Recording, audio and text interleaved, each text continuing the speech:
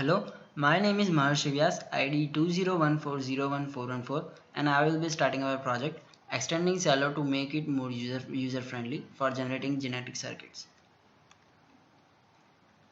Now, organization of the video will be operation of Cello in brief in first part, and then I will be come to my contribution, that is parallel programming and application in our project.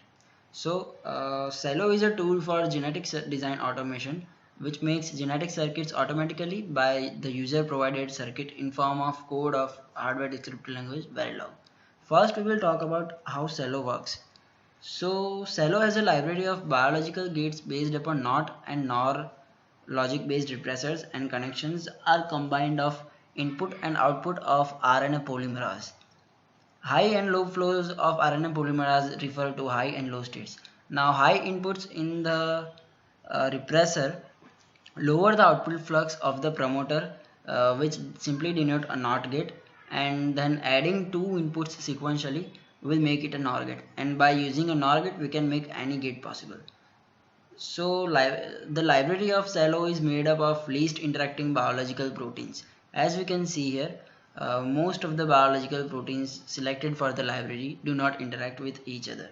Cello makes circuits by connecting gates which commonly operate on signal as RNA polymerase flux on DNA, which allows gates to be structured by having output promoter of one gate to serve as input promoter to another. A truth table and a logical gate diagram from the input Verilog code is generated. At the time of assigning regulators or biological gates to these logical gates, it is necessary that output response of the previous gate is covered in the input response of capacity of the next gate. Because of so many gates available, not all the combination of pairs can be functionally connected, and recognizing the accurate combination of pairs will be a NP-complete problem. The software uses a non-deterministic Monte Carlo method for a breadth first search algorithm to find a correct combination quickly. These algorithms select the first correct hit out of several trials. Then a linear construct of the generated circuit is formed based on circuit diagram, and selected gates which simply describe circuit linearly using insulators are made. The linear construct is simply turned into DNA sequence by putting a DNA sequence of each part in the linear construct. So this is the linear construct, and by putting DNA sequence of each gate we can get DNA sequence of the whole circuit, and the linear construct represent the circuit linearly. First, user can modify the sensors which will decide upon which activity of cells the input states will be triggered. It takes input as textual information in form of user generated Verilog code of the desired circuit. Cello figures out the circuit diagram and the gates which are necessary in order to create the circuit function. So these are the combination of gates used in this function, and these are the response functions of all the gates used to make this circuit. It then goes into the library of insulating gates and put all of these gates and insulators in such a way that it can make a good circuit function. It then strings them together as a linear construct and make a linear DNA, and convert each part of DNA sequence and provide it to the output. The performance of the finally made circuit is simulated.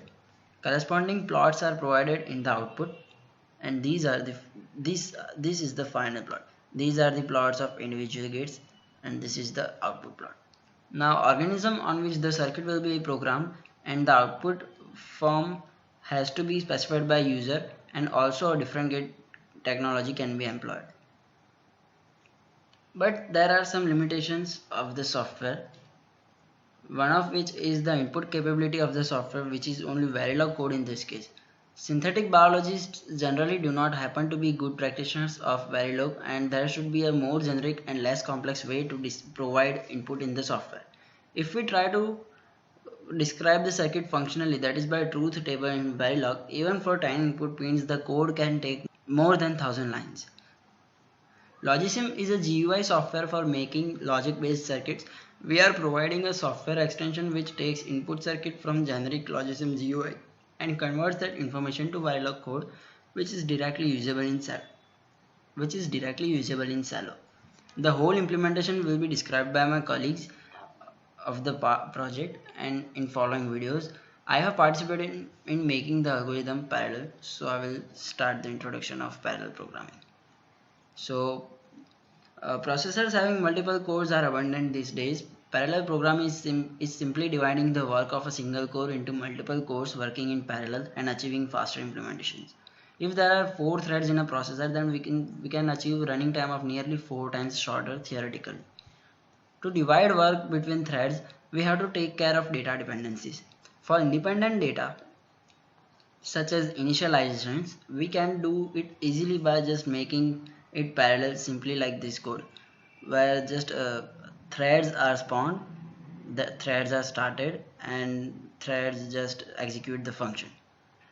We can also divide iterations of a loop by the function here, and other than initializations in the software, parsing of gates and wires from the circuit file and generating truth table based Verilog code are also example of data independency, because processing gates and wires from circuit file do not depend on each other, and a combination of input are independent of each other. I mean, two input sequences or combinations does not depend on each other. We can work on them separately. Dependent data like addition of array elements to a global variable generate race conditions when a data is simultaneously read and write by different threads. In these cases, data consistency can be sacrificed. As a solution, we apply lock to regions where we want that only one thread can work at a time, as shown here. Printf will be accessed by only one thread at a time because it is surrounded by lock statements. One example of this case is adding a wire to connections. A piece of wire has to be locked because it can be reached by several connections which are trying to take it. Also, when synchronization is needed, we can use the join function, which waits until the specified thread has exited. As you can see here, this for loop will begin execution only after the thread S1 returns. Examples like finding connections from pieces of wires and generating gate-based Verilog code sometimes use this strategy for synchronization between threads, because gate-based Verilog has levels, and the next level should be started only after the previous level is completed fully. So and all of these examples I have covered will be covered in more detail in following videos, in upcoming videos, and these are just abstracts. Also, more on use of parallel programming will be covered by Vaibhav Patel. Apart from this, I have worked in assign based Verilog code generation, which will be discussed in detail in one of my colleague Vandit Modi's video. Thank you.